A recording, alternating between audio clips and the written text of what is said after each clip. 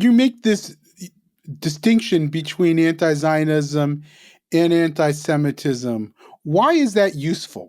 It's useful because today we have a way of talking about anti-Jewish hate that linguistically and conceptually privileges classical anti-Semitism. And by classical anti-Semitism, I specifically mean the European 19th century and early 20th century anti-Semitism. It's usually associated with the right and has a certain political logic. Basically, it's about Jews as racial infiltrators managing a kind of world conspiracy to undermine people's nations from within. Now, the Holocaust emerged from that anti-Semitism. So what happened after the Holocaust is this was such a massive event that all of Jew hatred previously was now retroactively aimed anti-Semitism. And our frameworks today around anti-Semitism almost always privilege classical anti-Semitism, right? Which is sometimes fused with medieval anti-Judaism in this conception as well, but it's usually Nazis that are kind of the paradigm.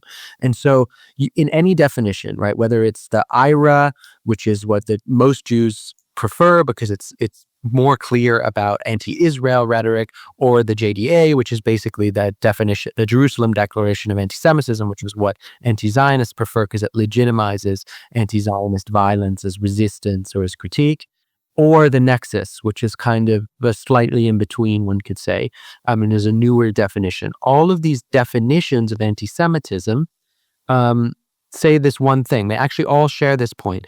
If you project onto Israel classically anti-Semitic tropes, that's anti-Semitic.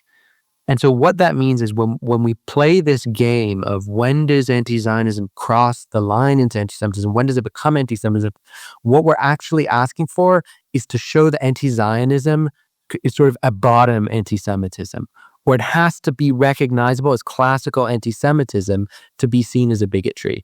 And as long as we do that, we don't name anti-Zionism, we don't describe it as its own form of anti-Jewish hate. We continue to assume that there's sort of only one kind of Jew hatred. It's a kind of homogenizing discourse. There's this thing called anti-Semitism. It's always existed, right? It's existed for thousands of years.